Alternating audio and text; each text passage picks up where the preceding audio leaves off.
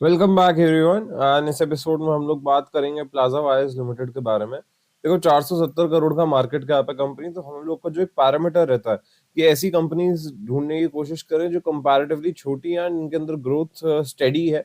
तो उसके अंदर जो है मार्केट कैप वाइज से कंपनी बहुत ही अच्छे लेवल पे है, 470 करोड़ की कंपनी है। आरओई आरओसी डेफिनेटली बहुत अच्छा है, बट देखो जैसे कंपनी का साइज ग्रो करेगा ये नंबर्स तो मेंटेन होते हुए हमें नहीं नजर आएंगे। बड़ी कंपनीज में भी हम लोग अगर एक चीज देखेंगे तो वो कॉमन चीज है।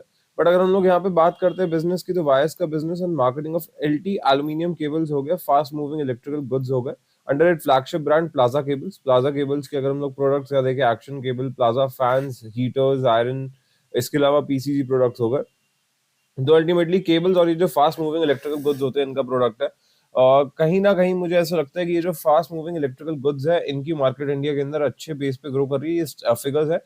बट पेस किस हिसाब से ग्रो कर रही है अगर हम लोग वहां पे बात करते हैं थोड़ा सा, देखो आज की डेट में जितनी भी कंपनीज हैं, अब तो बड़े मार्केट्स, बड़ी कंपनीज भी इंडिया में आने लगी हैं, जैसे कि डाइसन हो गया, वो भी फास्ट मूविंग इलेक्ट्रिकल गुड्स की कंपनी है। बट द पॉइंट इज कि ये जो कंपनीज है इस पर्टिकुलर ब्रांड के अंदर बहुत तेजी से ग्रो हो रही है, क्योंकि धीरे धीरे जैसे इंडिया के अंदर शिफ्ट आ रहा है, आज लोग नई टेक्नोलॉजी को यूज करने लगे हैं। अभी तो वेस्ट के अंदर अगर हम लोग बात करते हैं तो वो ऑटोमेटिक क्लीनिंग रोबोट्स आ गए हैं जो पोछा वोछा अपने आप लगा देते हैं। तो आप समझ सकते हैं कि जो मार्केट इंडिया का वो अभी अनटैप्ड मार्केट है उस पर्टिकुलर फील्ड के अंदर, एंड कितना मेजर यहाँ पे अगर हम लोग बात करें तो कितना मेजर इंडस्ट्री ग्रोथ यहाँ पे हमें देखने को मिल सकती है। तो वो इम्पोर्टेंट है प्लाजा केबल्स के केस में। ये हम सिर्फ इसके कंपोनेंट की बात कर रहे हैं, फास्ट मूविंग इलेक्ट्रिकल गुड्स वाले कंपोनेंट की बात कर रहे हैं, तो आपको उसको समझ के चलना है। सेल्स ग्रोथ लास्ट 3 इयर्स की 4.67% है, कोई खास ग्रोथ है नहीं लास्ट 3 इयर्स के अंदर। एंड अभी दिसंबर का रिजल्ट आता है, Q3 रिजल्ट आएंगे तो फिगर्स थोड़ी सी क्लियर होंगी। अभी तो इन पे कोई मतलब बात नहीं कर सकते हैं किसी भी बेसिस पे। बट हाँ, अगर आप एनुअल बेसिस पे देखोगे तो आज सच कोई ग्रोथ नहीं है। 2019 लेके 2021 तक कोई ग्रोथ नहीं थी। 2021, 22, 23 में फिर थोड़ी सी ग्रोथ आई, बट 2022-23 की ग्रोथ भी 10% की भी ग्रोथ नहीं है। अब जहां कंपनी 10% भी टॉप लाइन ग्रो नहीं कर पा रही है तो वो थोड़ा सा प्रॉब्लम है। 9% का मार्जिन बना, नेट प्रॉफिट यहाँ पे 8 करोड़ के आसपास रहा। बोरोइंग्स की बात करें, 47 करोड़ के बोरोइंग्स है, उसे थोड़ा सा बढ़ाया गया है कंपनी के द्वारा। 25 करोड़ के रिजर्व्स है। कंपनी का स्टेज बहुत छोटा है, बट तब भी मैं आपको कहूंगा कि ये जो रिजर्व्स टू बोरिंग्स की रेशियो है ये फेयर रेशियो है, हेल्दी रेशियो ही है given the market cap of the company. Promoters आप देख सकते हैं इस पर्टिकुलर कंपनी के। अगेन कोई स्टेक मतलब अपडेट होगा तो कोई कमेंट्री कर पाएंगे कि क्या है क्या नहीं है। बट हाँ, अगर आप देखोगे पब्लिक के पास में 11% ऑफ द कंपनी है, which I think is a good point. यहाँ पे एटलीस्ट ना एक प्रमोटर का हैंगओवर रह गया। एंड अगर हम लोग बाकियों की भी बात करते हैं तो एज सच कोई स्टेक सेल नहीं देखने को मिलेगा। अगर हम लोग यहाँ पे प्लाजा वायर्स के कुछ न्यूज की बात करें तो ऐसी कोई नई न्यूज नहीं है, बस यही है कि उन्होंने जो अलॉटीज के मनी को है 7 डेज के अंदर डबल कर दिया था, क्योंकि ये इस तरीके से बड़ा था जैसा हम लोग यहाँ पर देख पा रहे हैं।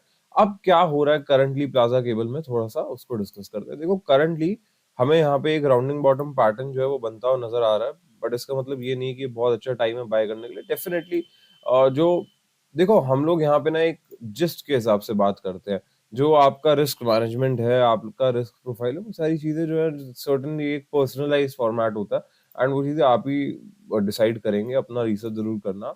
123.90 पे यहाँ पे एक रेजिस्टेंस है एंड ये यहाँ पे राउंडिंग बॉटम पैटर्न खत्म होगा।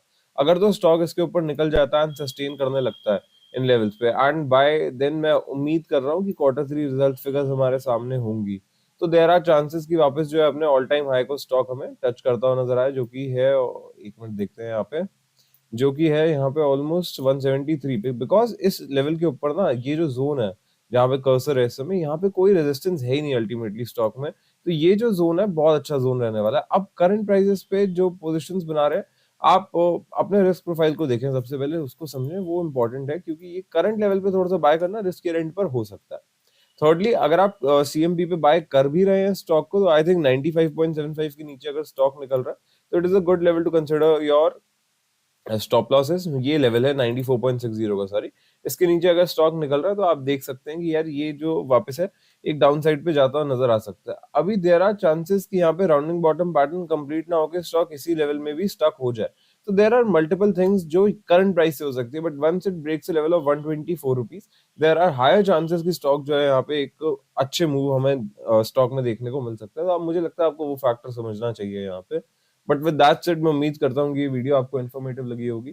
प्लीज लाइक शेयर सब्सक्राइब जरूर करना, and I will see you guys in the next one.